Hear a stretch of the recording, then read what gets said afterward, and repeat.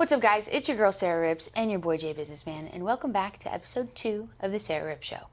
Today we're diving into Ball Street. We're going to take a look at the sideline submissions that you guys sent in, and we're playing a game called What's Worth More. Ball Street. Like it, Ball Street. Oh my God. PSA increase again. 5 more days and $5 more for those lower tiers. I love BGS, and I'd love to be a BGS guy. PSA just has such a chokehold on the hobby that you can't afford to take the difference between a 9.5 and a 10. Correct. Like, it's not bad, but it's significant, especially if it's a bigger card. Correct. It sucks, and the only way that we could change it is if everybody all got together. Every Everyone. single person got together and was like, you know what, we're not going to value PSA the way that we have been. But that's not going to happen. Will never happen. You could get 85% of the hobby on that page, and there would still be that other side that are like, well, if you guys are all going to leave, I'm going to get my money. Mm-hmm. Yep. So basically, we're screwed. We are at the hands of PSA. And honestly, if they increased value bulk to like $99, I still think people would send it in. I agree. It's so ridiculous. It's messed up. It's messed up. But what are we going to do about it? A whole lot of nothing. I'm going to keep sending in cards. We are entering an era of we just do whatever Topps and PSA tell us to do. It's scary. Yeah. There might be an uprising. Who knows? Leaf. But I wanted to talk to you about the card ladder epidemic we just saw with the private sale. I need an explanation of what that is Yes. before I hit the panic button. Just chatting. Okay, tea. It's piping hot. The other day, J-Bot and I saw private sale listing on Card Ladder. What was it? The Patrick Mahomes gold vinyl? How on earth do you decide a process to approve private sales? Because that is a slippery slope. You start approving private sales, and then people are teaming up together saying, yeah, I sold this card to him. Yeah, I bought this card. Sending it to Card Ladder and being like, oh, this Cooper Flag, black out of 10, true auto, I bought for $5,000. Private sale it. Yeah, no. No, that's going to get so sketchy so fast. And we're going to be more manipulation in the market. But like I said, we're not hitting the panic button. I mean, I would just like an explanation on like... That's me hitting the panic button. I just want more like an explanation on like how that happened through Card Ladder and like what they did to like Correct. confirm it. Because seriously though, it doesn't matter what you want proof of a wire, you want proof of the seller from the seller and the buyer. You're telling me you can't look at me and be like, hey Sarah, we're gonna go do this. I'm gonna send you $5,000. You can send it back afterwards. Yeah, exactly. Here's the private there's sale. too many ways around it. There's too many. It should on no level ever be allowed. Ever. Just because of the I agree. sheer like fact that you can manipulate it in so many different ways. In a perfect world, that'd be a great concept to be able to track every single card in the hobby. Right. It's just not, it's not feasible. It's not possible. Let's talk about the Super Bowl. What'd you think? Sucked. Yeah, it was boring. No matter what happens, I'll always complain about the Super Bowl unless the Green Bay Packers are in it. It's either going to be like, oh great, the Chiefs and the Eagles again. And then we finally get a year where it's two fresh teams we haven't seen in like a decade. Mm-hmm. I'm like, that shit sucked. Where are my Eagles Chiefs? No, that's a really good point. Honestly, I was just happy to see 2 fresh faces. Not to say that the Pats are the most fresh, but, you know. I mean, yeah, I'm pretty sure, was it 2014? Yeah, that was a rematch of the 2014. The Malcolm Butler 1-yard interception game. So, like, we've seen the matchup before, but... Other than that, what do you think it does to old Sammy Darnold's card market? Definitely will go up. Like, he didn't have, like, a ridiculous 330-yard, 3-touchdown performance. Like, he was just a game man. He was just there. Mm-hmm. It's almost like if the Niners held onto their lead and beat the Chiefs in the Super Bowl, Jimmy Garoppolo cards wouldn't have shot up. You know what I mean? That's so disrespectful to Sammy Darnold. Sarah. On a broad scale, if you look at his 2 seasons on 2 different teams, you're going to tell me he doesn't deserve a little bit more respect? That's what I said. He'll get a little market bump. But it's not anything crazy. I honestly think that prime Jimmy Garoppolo and prime Sam Darnold might be the exact same guy. No, that's really Jimmy really Garoppolo good. might just dye his hair red and stick a beard to his face and be like, hey guys, it's Sam Darnold, I'm back. It's almost like Chad Powers. Jimmy GQ is just pretending to be Sam Darnold. That's hilarious. You're telling me they're not the same quarterback? It's not bad. It's not bad. Two mediocre quarterbacks on two ridiculously stacked teams, and they just manage the game? Yeah, I mean, first time in what? Last running back to win MVP was in what, 1998? Broncos? Terrell Davis? Yeah. Pretty sure they beat the Packers in that game, but Yeah. up to bring that up. That's fine. Exactly what I told you was going to happen to Drake May.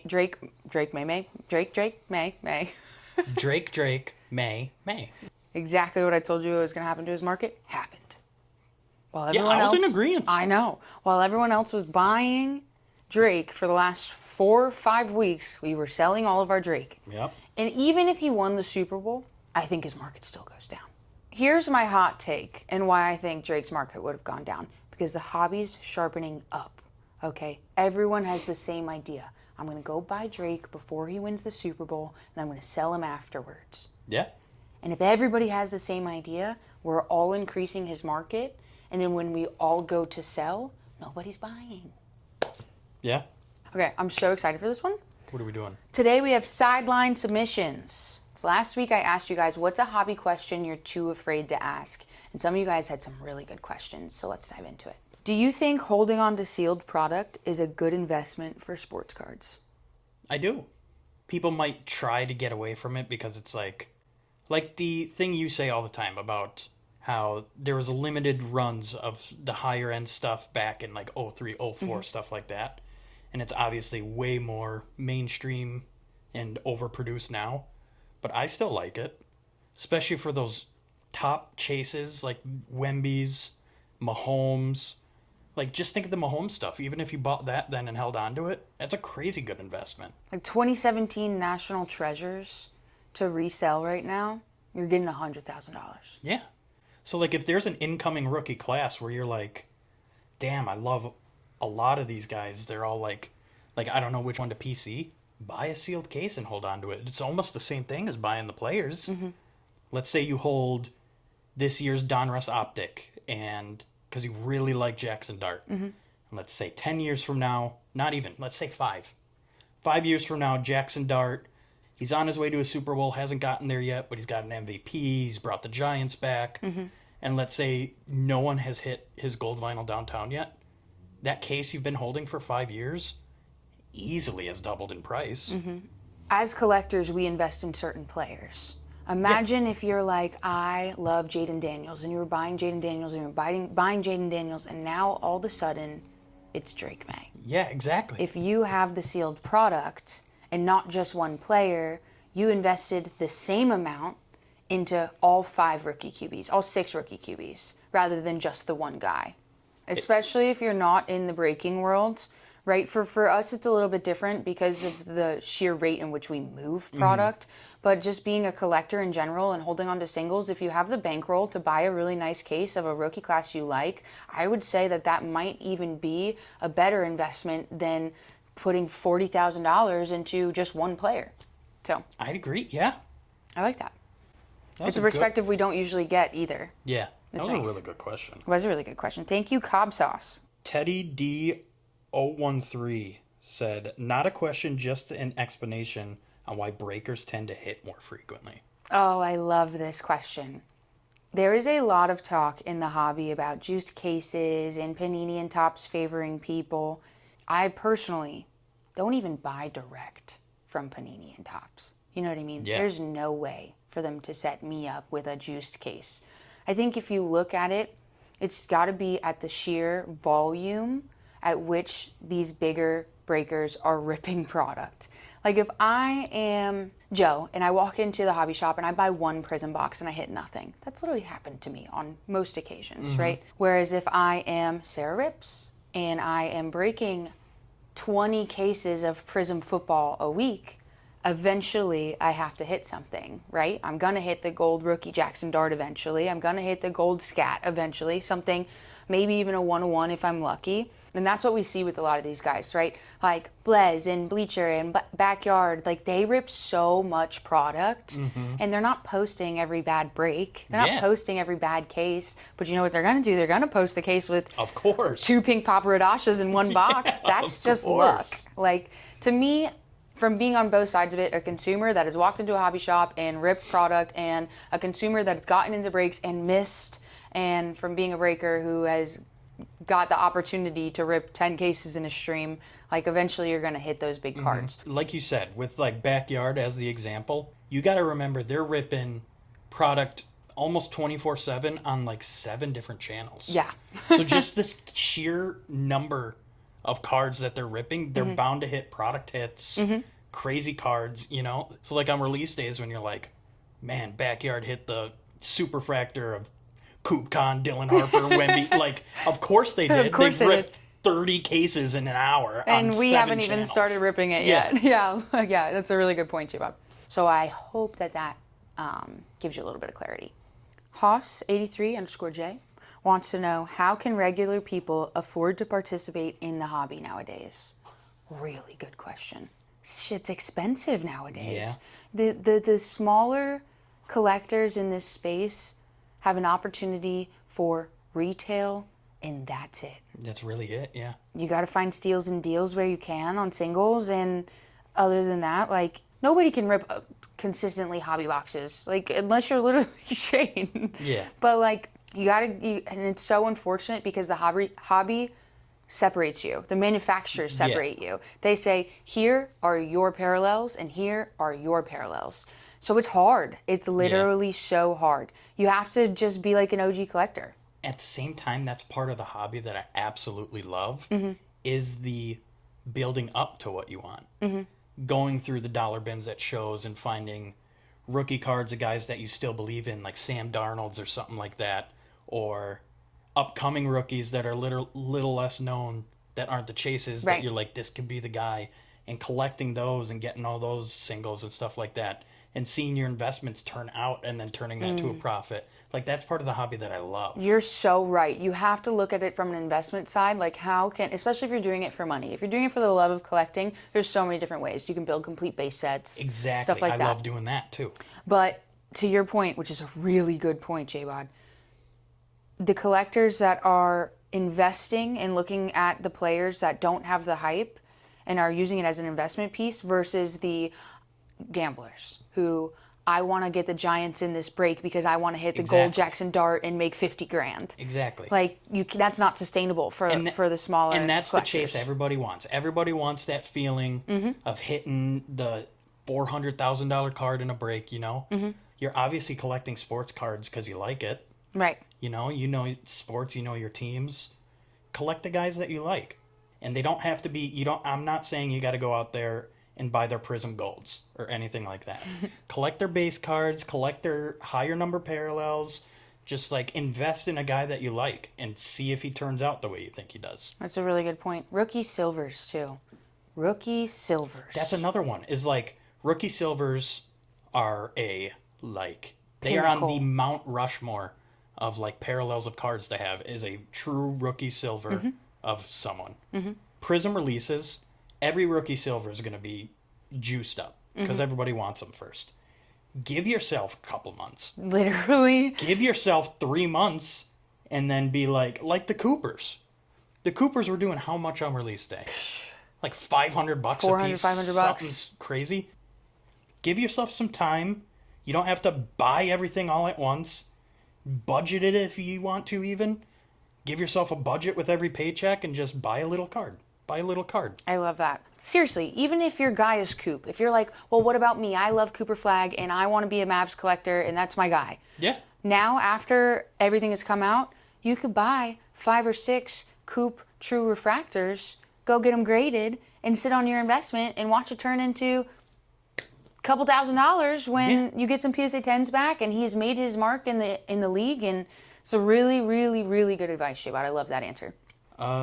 Johnny G431 asked, do you think AI is going to take over grading processing? I have no inclination on what's going on behind the PSA doors. Do I think it would make them more money if they didn't have to pay 2,000 employees? Yes. Do I think it's possible? Yes. Do I think that having a human aspect goes both ways, like human error and also machine error? Absolutely. What I don't want is for anybody to put my card after they received it and they're in charge of taking care of it out of the sleeve, out of the loader, the card saver, and putting it in a machine where it then scans it and could potentially damage it. I agree. I hate the scanners. If it's in a sleeve, it's blurry. And if it's out of the sleeve, you're literally torching the surface on, like, smushing the surface onto another surface. Have you seen how those scanners treat those cards too? Like, you've seen videos of those? Mm-hmm. It just pulls them in and it'll shoot them out at just 90 miles per hour in a bin. Yeah, no. See, that is a part that I don't think anybody in this space would be okay with. But if they came with a efficient and like ethical to taking care of the cards process to incorporate AI, 100%, I think that that's a possibility. I think we're already there. I think some of these companies are already doing. I know there's companies out there that advertise that they do it, doing like AI pre-grading stuff like that. Yeah. I'm not like naive to the fact that PSA's probably already doing this in some capacity. And just not advertising it yet, but they have to be. Yeah, that's a good point. All right, Sarah. I think we have one more. Okay. And I think we should break out Sarah's science class for it. This one's from James Brown. And he says, what's the difference between retail and hobby boxes and why? It's a good question. Let's do it. Welcome to Sarah's science class. Oh my God. Safety first. Thank you. Okay. Today's topic of discussion is retail versus hobby. First things first. The biggest difference between retail and hobby is the price. A blaster box is $30. And a hobby box is usually in the $500 to $1,000 range.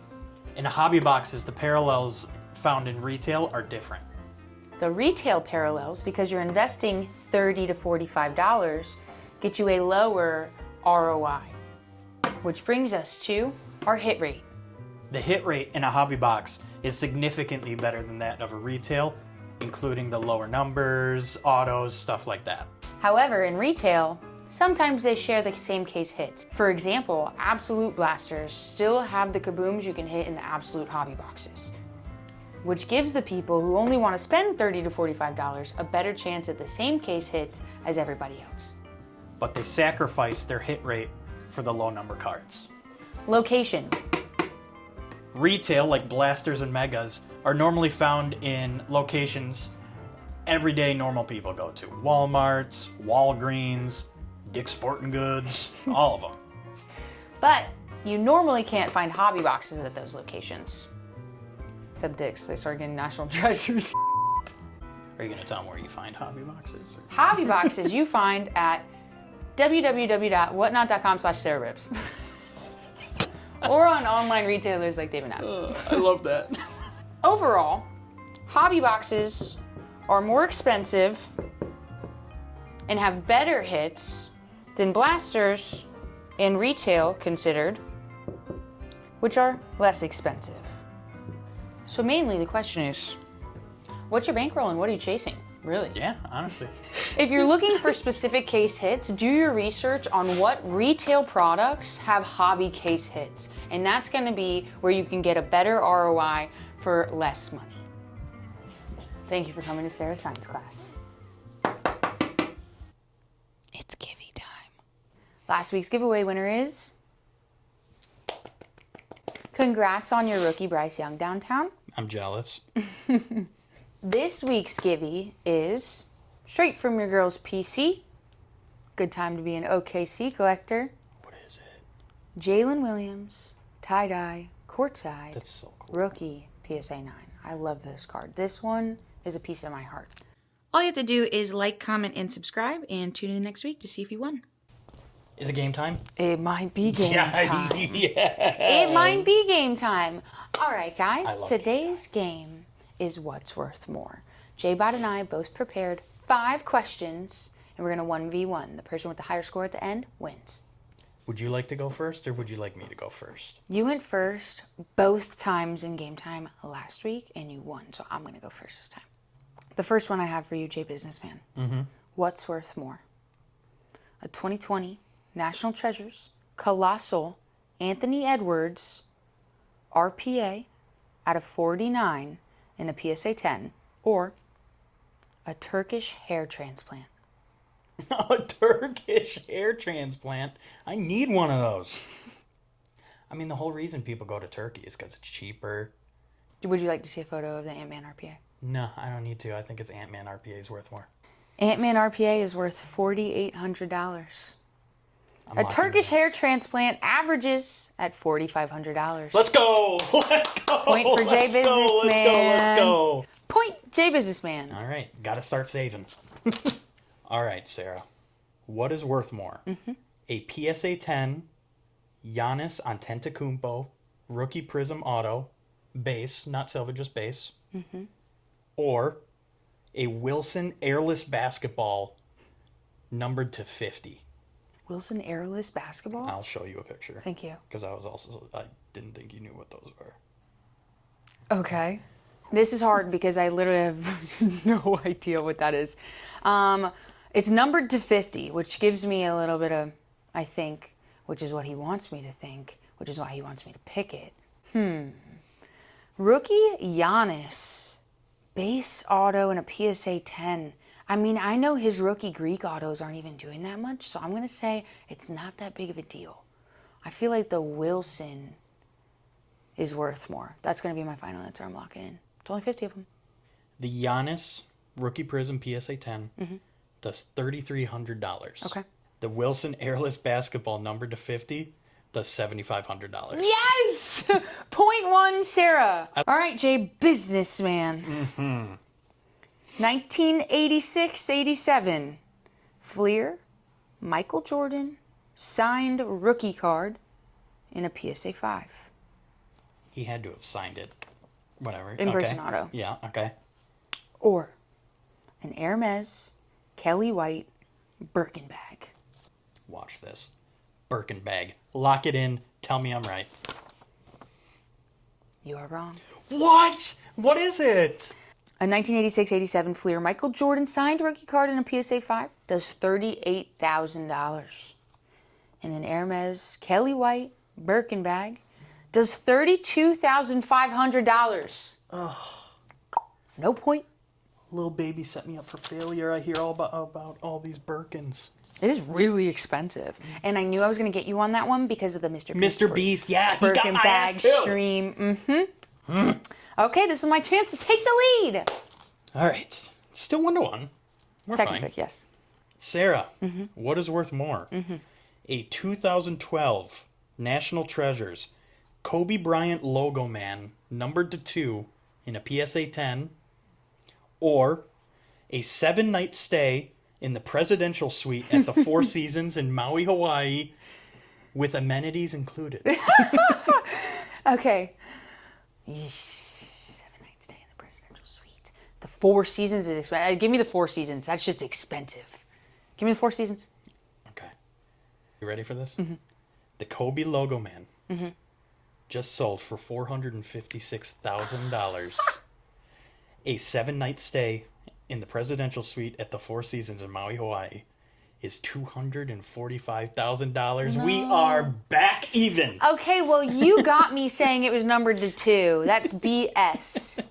Trying to make it seem like it's cheaper than it is. All right, you want to talk about logo mans? J-Bod. 2006, 2007, exquisite collection, Michael Jordan, LeBron James, dual logo man, auto, patches, 1 of 1. Everyone knows what that just sold for in September. What's so messed up is I don't remember. Let's go. Or a solid gold toilet. Just a toilet? Just a solid gold toilet? Solid gold toilet. I can give you the details of the toilet if you would like to do some math. Let me hear the specs, yeah. 100 kilograms of 18 karat gold for reference. It's a heavy-ass toilet. See, I know what the LeBron Jordan did. I can't remember the exact price. Didn't Mr. Wonderful buy this card? Oh, it was $12 million. It was $12 million, wasn't it? It was $10 million. Very sharp. Okay. $10 million. There might have been some like seller fees or something, or buyer's fees or something, but the public sale is $10 million. I thought it was like, okay, price of gold's up. Price of gold's up. So, for transparency purposes, this toilet sold publicly at auction. At auction? Give me LeBron Jordan. Oof. Wrong. No. The LeBron Jordan dual logo man from 0607 Exquisite sold for $10 million. This solid gold toilet, 100 kilograms of 18 karat gold, sold for $12.1 million. That's so fucked up. Which would you rather have? That's so messed up. You know I don't know my precious metals. 1-1 still, baby. This is my chance. I get a redeem team chance. We're going to hit you with some memorabilia. Oh, God. Okay.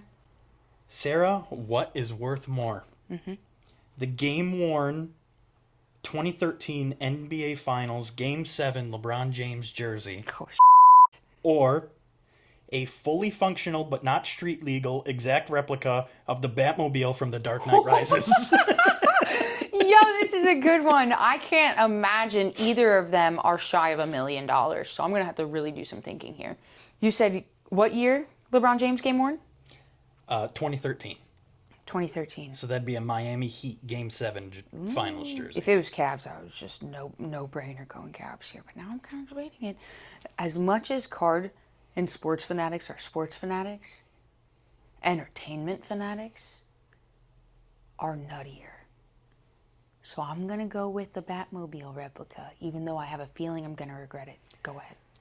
The game-worn 2013 NBA Finals Game 7 LeBron James jersey sold for $3.7 million at auction. Yeah, it did. Would you like to lock in your answer? I would. A fully functional but not street legal exact replica of the Batmobile from The Dark Knight Rises is $2.9 million.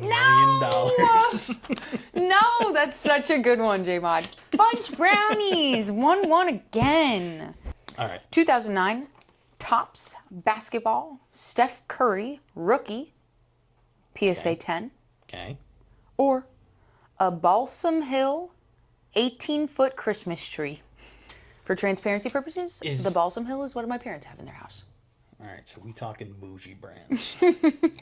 We are talking creme de la creme of Christmas forestry.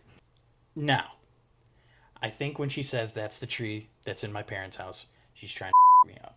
Because would I ever think Mr. Brown would choose an 18-foot Christmas tree over a Steph Curry rookie PSA 10? Give me Steph Curry is worth more. Steph Curry, rookie, PSA 10, did $12,600. The Balsam Hill 18-foot Christmas tree, $11,500. All right, Sarah. It's 2-1. It's 2-1. Sarah, what is worth more? A 2018 National Treasures Josh Allen True RPA and a PSA 9? Wow. Or 6,698 cans of Citrus Zin? I'm going to do some math here because I think I know the Josh Allen comp. No calculators, no calculators. Okay, see, that's the problem because I think it's close. PSA 9 True RPA of Josh Allen, I would have put in the 30 to 40K range. Maybe lower 30s, but... $33,500. Bro, are they the same? 6,698, so we're going to go 67. So we're going to go 30,000 plus another 35. Josh Allen's worth more by $10. That's so unbelievable. Josh Allen's worth more by $10. 6,698 cans of Citrus Zins cost $33,490. I cannot believe you got that. That is unbelievable. I cannot believe she drilled it to the T. What's worth more, J Businessman? Question number 5. 2025 Panini Absolute Kaboom Vertical Gold Jackson Dart in a PSA 8.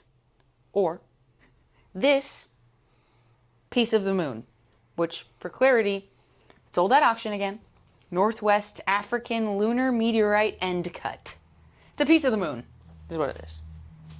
Jackson Dart Gold Kaboom in a PSA 8. PSA 8 doesn't mean nothing for that card.